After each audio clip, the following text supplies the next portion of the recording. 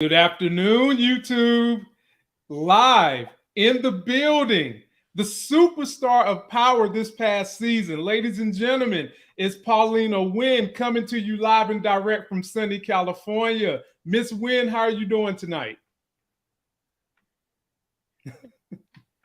I'm doing good, y'all. I just got back from the beach, so excuse my beach wear.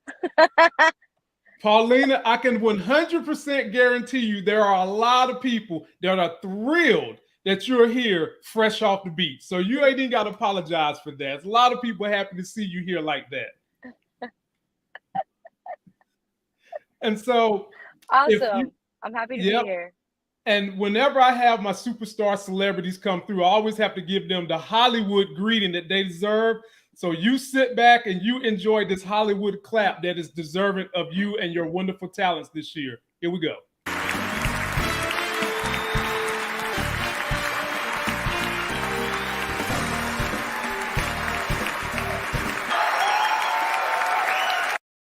Oh, that's so funny.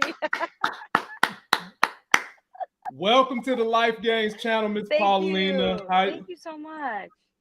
So every actress or actor has an origin story, something that got them drawn to the industry. So what is your origin story? What was it that brought you to acting and the entertainment industry and has kept you there so far?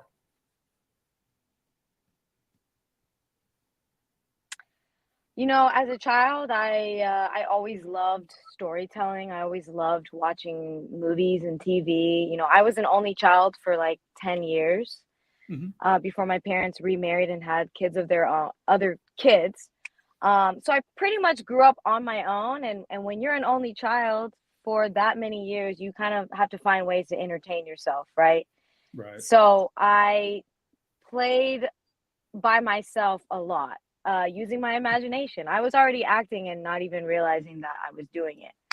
And I played with my cousins a lot. I had a lot of really great little cousins, and I would make up scenarios, like really deep scenarios. I'd be like, all right, your family abandoned you and we're escaping the village. Like, it was very dramatic. But I would come up with these crazy stories. And then also, you know, I grew up watching like Little Rascals, and Matilda was like one of my favorite films. And I think the reason why I loved Matilda so much is because, you know, she was kind of the black sheep of the family, right? And always kind of did her own thing. And I can relate to that in a lot of ways. And, you know, my family was never really that supportive with, you know, me pursuing acting. And I've always been the type that's like, you know what? I'm going to do what I want to do. Yeah. I always wanted to prove people wrong, you know? And again, I love storytelling. I love playing pretend. It's just always been like an outlet for me growing up. And then I started in independent film, and then I kind of just like got bit with the acting bug there. My first play I ever did was actually The Tempest.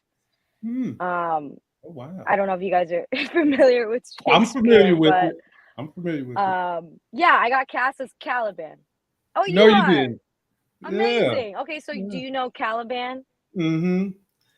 So deep in heart, you are a true, as they would say, thespian at heart. You know, kind of, you got your start in plays. That's where the true people start at. Well, that was my only play I ever did, to be honest with you, Lamont. Okay. But it was my first one, and I was only 12, and I wanted to be Miranda, but they had me audition for Caliban, which is the villain of the story. Right. So I got to play Caliban, which is like equally, I feel like, better than Miranda, to be honest. And you killed it, I'm assuming. I'm assuming you knocked it out the park, and you haven't looked back since. Oh yeah, you know, the cool thing about Caliban is you get to change your voice, right? Because he's an evil monster who's basically trying to kidnap Miranda the whole entire storyline. So yeah, I got to like get in my body. I got to wear a bunch of crazy face makeup. I mean, it was probably my first experience with acting like professionally. Right. And I think that's where I kind of fell in love with it. Amazing. Ladies and gentlemen, her link to her Twitter and her Instagram is in the video description. Please follow this young lady. She has a blazing IG. Here are some of the beautiful pictures from her IG. This is her getting ready for power. And she's a dangerous woman, so she does photo shoots with snakes on her wrist. And I hear you was a little nervous about the snake on your wrist. Is there any truth to that? Oh yeah, look at how small that snake is. It looked like an earthworm. Yeah. I was terrified. I'm very scared of snakes. Mhm. I am terrified of snakes. And the cool thing is, being able to do that and overcome that was really, really great. There were much bigger snakes on that set, by the way. And I was like, can I please get the smallest snake? Thank you. There it is. So, ladies and gentlemen, if you haven't subscribed to her on IG, she has a blazing IG link. And from 2011, you've been credited with 21 acting credits that date from Nowhere all the way to us seeing you on Power. And because I do great research, I dug up something on you. So sit back, relax, and enjoy this. And it's going to make you smile. Take a look at this. Oh, yeah. This is Gloria. It's February 18th. Alex and Renee. Alex, you're going back today. Do you understand the risks of traveling and what effects your actions may have to the people in the past and everyone you know today? Yes, I understand. And Renee, you understand that while Alex is traveling, to assure his passivity to anyone he meets in the past, you will remain here and serve as the collateral. Yes. Yes. What? What did you say? Shut up and get in the trunk. I don't know you. It's Jason's god sister I told you about, remember? Oh my god, yes! Yay, we have a new god sibling. Oh, hell no! Why don't you take yourself back to the nail salon and rub up on those crusty ass feet where you belong? Đủ má mày con đi.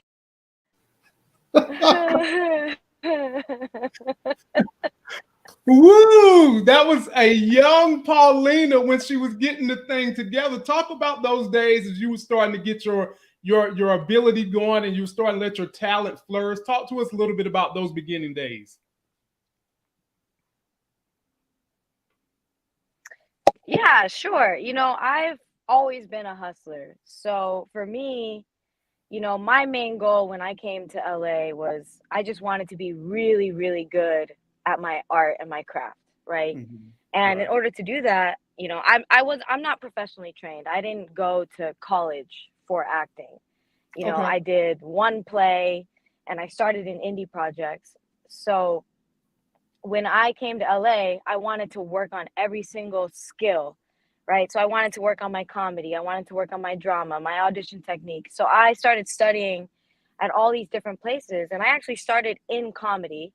I did stand up for a little bit. Well, okay. Yeah, believe it or not. Not a world that I particularly enjoy. It's very male dominated world, but it was fun while it lasted. But I mainly did improv and sketch. So I actually used to work at this theater once a week for free. I volunteered my time once a week for a whole, I think it was like 2 years I did this. And in return, I got free classes. So I got to take all the sketch classes, all the improv classes, and I started upping my comedy skills. And then I took a stand-up class, and then I took some audition technique class. I took classes everywhere. And, from there, my skills just kind of improved, because the more you do it, the more you're going to get better at it, right? Right. Yeah, and then the more projects you work on. So that's basically how I got my start. And then I just did, whatever opportunity I could get to get in front of the camera, I took it. Right. So a lot of the projects that I did in my beginning stages, I was not paid for those. I worked for free. Oh, So man. yeah, yeah. So, you know, and also that's just so you can learn like how to be Mhm. on set, how to be an Right. actor, what certain, you know, lingos mean, like what's your mark, you know, Mhm. where are my eye lines? Like those are all things that you learn as you work more and more in front of the camera and on set. So for me, because I'm not professionally trained, I was like, all right, well, I'm going to do everything I can to learn every single thing I can and just keep improving in my skills, because at the end of the day, you know, you have to be so good where Mhm. people can't help but not notice you. Exactly. Hmm. Like, yes, luck is everything in this business, but you got to be really good at your craft at the Right. end of the day. Yeah, and you proved that. And as you, some of us just got to know you from Power. I seen you in something else before with a hero and a person that a lot of us Oh, grew up listening to rapping. Take a look at this, my people. Fast and Fierce 2020. Take a look at this. DMX and Paulina Nguyen. I need you to help me get this information to LA. We can put Davey away for good. Cartel. I want the girl. Kill anybody at any time. I own this town. that felt like Talk to so us. long ago. Talk to us about that. That was one of, you know, he's gone. Rest in peace to DMX. What was it like for you to work on that set in this movie? You was kind of an action hero in this movie alongside him. Talk to us a little bit about that.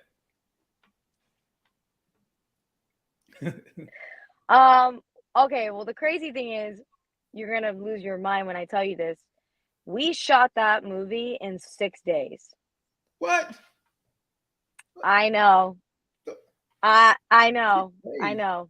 Crazy. one, two, Crazy. three, four, Crazy, five, crazy, crazy. six, Um 6 days. yeah, it was insane. It was incredible to even be on a project with DMX, because you know he's Mhm. obviously a legend. Um, I didn't have really any scenes with him, so I didn't really, because basically I was playing his ex-girlfriend that was like basically trying to Right, bring him down the whole entire right. movie. So a lot of my scenes was with Michael, yeah. But the times that did get to talk to him, he was Mhm. very nice, and I got to see him work a little bit. He was, you know, improving a little bit, and he's such a nice person. And honestly, again, I grew up as a dancer. Mhm. I used to be a B girl, so like I'm heavily, you know, I love hip hop music. So Right. just to be able to meet him, shake his hand, and like be credited on a project with him was incredible. It Mhm. was incredible. Right. Good for you. Now I'm going to pivot you toward Power now. So you've gotten through all these different roles, and now Power comes on the table. So my question to you with this is, what is your process for selecting a role?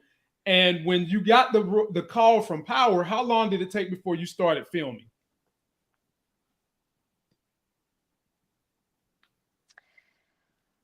You know, I feel like in terms of picking roles, you know, I really like doing things that challenge me, right? Mhm. Things that I've never done before. And obviously Power is an enormous big show. It's Yes. huge. Really big fan base, you know, it's got a huge following. And it's also an incredible show. I binge watched the whole entire Power seasons, all of it actually, when I got the audition. Right. Just, and I do that because I think it's important as an actor, you know, every show that you see on different networks, they all have like their own like tone and the way Right. that they speak and the clothes that they wear. Like you really have to pay attention to that. So I Mhm. obviously watched the whole entire show. I'm a big fan. Obviously, I love 50 Cent. Um, and when I got the audition, I was obviously very excited.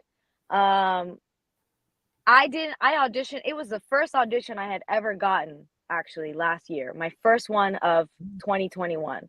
Okay. Ever. And I ended up, I think I got the call 10 days before I was about to fly out to Chicago. So they let me know 10 days before. Wow. 10 days before. Oh my goodness. So you didn't have much time to get your head ready for it. You had to like be on the spot. So I guess the improvising you did got you prepared for this type of role. Oh yeah. For sure. And also like in the audition, you know, prepping for the character, I had already done a lot of the work. So, you know, from that point on, I was just adding on to more, right? Right. And like you said, I'm very used to getting things very last minute and just picking it up super fast. I mean, I shot that film with DMX in 6 days. They sent me that script 2 days before we were about to shoot. What? I know. And we were literally getting 1 to 2 takes per, you know, so I'm used to moving really fast. And the thing is with TV, TV moves very, very quick, very quick. Right. But I will say for those 10 days, I was literally crying every day, looking at my ceiling and wondering, when am I going to wake up and whether or not if what was happening was real. Yeah. But you brought it to life. I know personally, as I'm someone who reviews the show, I was saying at the end, when you had that fight with Claude, I said, I can't wait to see what she does when she leaves Claude, because I'm already scripting what they're going to do with you, right? And so now that we're here, now that you're in the set, you're on Power, let us take a look at how they introduced you to us, the audience, and let's get your reaction to what it was like to film and what you was trying to portray on that introduction. So take a look at this. Who the fuck is that? I don't know. I've never seen her before.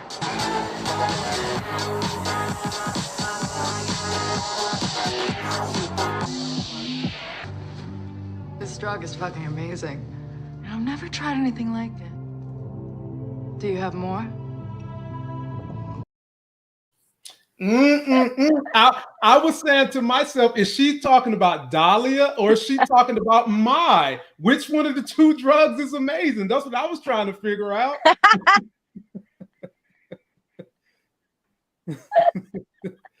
Both. Okay, I'm with that. I'm with that. So talk to me about what it was like to film that scene and then to actually look back at your work. Talk to us about what it felt like for you to go through that. Well, you know, the club scene was my first day. So that was incredible. You know, Power is the biggest production I have worked on so far in my career. So I've never had a body double before. You know, I had someone, like, not a body double, a stand-in, you know, so I had someone who was like my height. Her name was George, actually. She was very nice. And she stood in for me, you know, and basically a stand-in is they stand in before the actor goes in and does their actual scene, you know. So that was also like really weird for me because I'm not used to that. And then there were like background extras and then the lights and the music. And then like they kept putting glitter on my face and I felt amazing. I felt like such an empowered, confident woman, you know, coming into the scene and being like, hey, I have something to offer you. Right. Do you want it? Because I'm selling it. Help me sell this. Woo! Oh, woo, woo. I heard that. So now we've got some backstory about what's going on. We understand now that you own the chemical lab that they're producing Dahlia out of.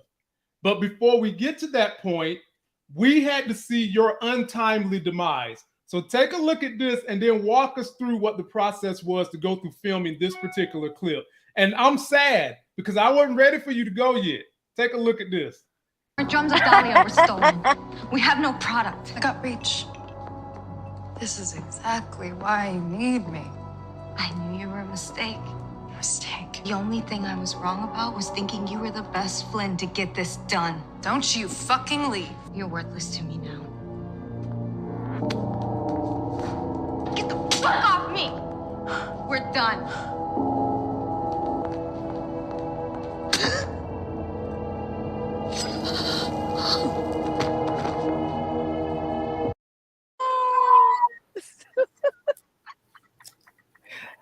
You know, I had jokes on Claude after that, right? I started calling Claude the Ice Queen, the Pit Queen. I had jokes on Claude after that because I just knew we was gonna take your character somewhere else with that product you have. But talk to me about what it was like to go through there. And let me shout out the wardrobe. Whoever's doing your wardrobe, I've noticed that this has been a style because I also saw Liliana wearing a top similar to this. So shout out to the wardrobe and tell us what it was like for you to film this particular scene.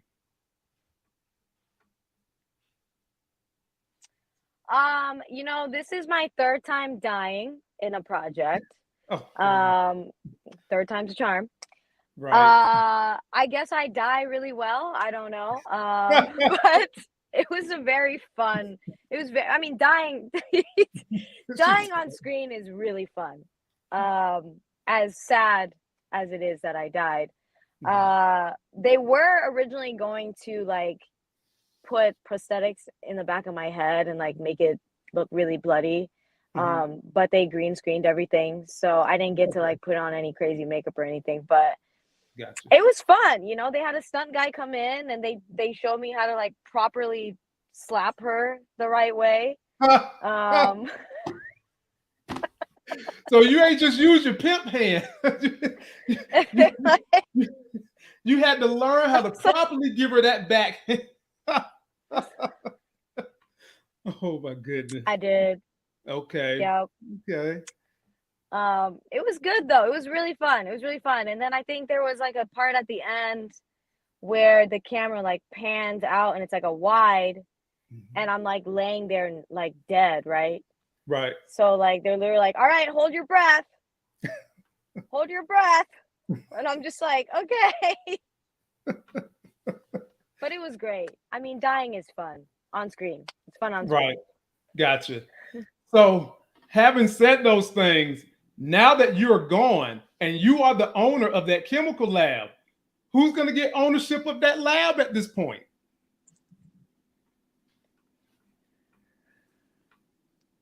Man, that's a really good question. I have no idea. And I don't even know, like, is anyone even looking for me? That's what I'm like, is anyone out there looking for me? We are, the audience is looking for you. We want to know where you at. We want to see that girl with that pimp hand. That's where you at. But on the show, nobody's even concerned. She's buried in the ground. Right. Mm-hmm. Man. Well, we would have loved literally no one. Right. Literally no one. Not even the doctor. No. Because she done got sucked in. She doesn't have a choice at this point. You know, she's being held hostage almost. So it's kind of tough on her to call any shots at this point. And so I have a special guest that wants to come up here and ask you one question. It's a super fan and a member of my channel. Her name is Moochella. Say hello, Moochie. Say hello. Hi. Oh, hi, Moochella. Nice to meet you. Nice to meet you too. That smack looked real. It looked real. I was like, once you smacked her, I said, oh, she's gonna die now. When I seen her with the ice picking at, but the smack looked real. My question to you is, what is your favorite genre? You know, honestly, I love sci-fi. Sci-fi is my favorite job. Okay. Like, if I could pick any kind of dream job to work on, it would be sci-fi. Only because it's a completely imaginary world. Everything is not real. So it's like you could do anything at that point, you know? Cool. And what advice do you have for someone that's trying to get into the business? You know, I would say do everything and anything you can to learn how to act. You know, get good at your craft, learn about it, you know, take classes, find someone that you can get advice and have a mentor. I think having a mentor is really important. And have fun and don't take it too seriously, you know. And I think figuring out what you really love to do and just doing that, you know, because I know a lot of actors are like, I want to do it all. Trust me, we all want to do it all, but we are all unique in our own way. So if you can find what makes you unique and really just run with that, money, and just have fun, and you're gonna meet and when you have fun and you're having joy and doing what you love, you're gonna attract more people, you know, that are gonna help you on your journey. That's period. Well said. Wow. Oh man. Like, do you know? And like, if that's working for, if you gotta work for free when you start out, be an extra, you know, again, do everything you can to get in front of the camera and learn what it's like to be on set. Right. Gotcha. All right. Thank you. All right. You're welcome. Thank you, Moochie. All right. Thank you. Thank you. Of course. Well said. So I'm gonna go ahead and try gosh, to she's so get you on that off ramp with a couple of questions that just kind of let us know your insight. So in this acting world, you kind of told us what your goals are. So do you ever have a goal of wanting to do directing, maybe writing, or maybe even going somewhere as far as like the MCU? Tell us like some ultimate goals you have for your career 10 years down the road.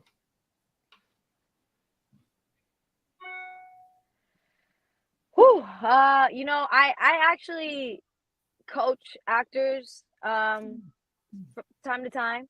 So I wouldn't mind getting into directing, like, you know, with maybe 10 years down the line from now. I really do enjoy coaching actors. I'm very passionate about it. But, you know, ultimately, I do want to get into directing. I feel like we need more women in film and TV. We don't have enough, specifically women of color. Right. Because our stories deserve to be told, you know, and I definitely do want to write as well. I actually do write a little bit, nothing like in the works yet, but I definitely would love to write and produce and like maybe have my own show. That's the ultimate goal, right? Be #1 on the call sheet and give people that I believe in jobs. Because at the end of the day, you know, you got to put your people on. You got to help your people, you know, you got to help your people. So that's ultimately my goal. I want to be so successful to the point where I can hire whoever I want. And majority of the people that I'm going to hire are people that I love and believe in. And those people are my friends and family. Absolutely. 100%. So this is going to be the most profound question I've given you the whole day. Get ready for it. Hindsight is 2020. I'm ready. All right. Hindsight is 2020. And what would you say if you could jump in a time machine and go back 20 years and have a conversation with young Paulina 20 years ago?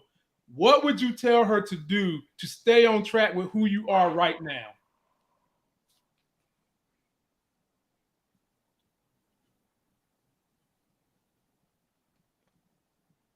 I would say, I know it seems like things are really hard right now, and you don't think that anything's going to happen that's good for you, but stay strong and resilient because you have no idea what's about to come. Keep going. Amazing.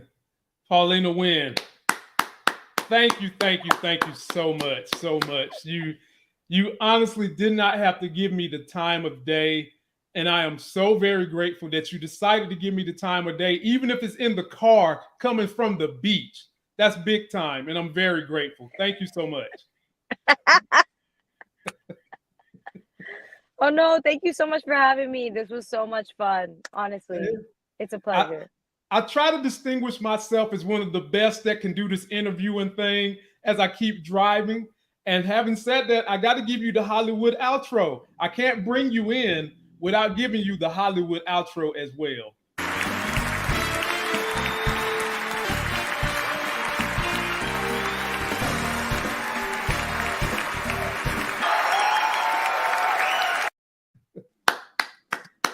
Thank you. Ladies and gentlemen, Paulina Nguyen, her link is in description. Her IG is in description. Her Twitter is in description. Please go follow this young lady. She's going nowhere but up, and you want to be there as you see this young lady aspire. Miss Nguyen, thank you so much. Life Gainers, I will see you guys tomorrow. We're out of here.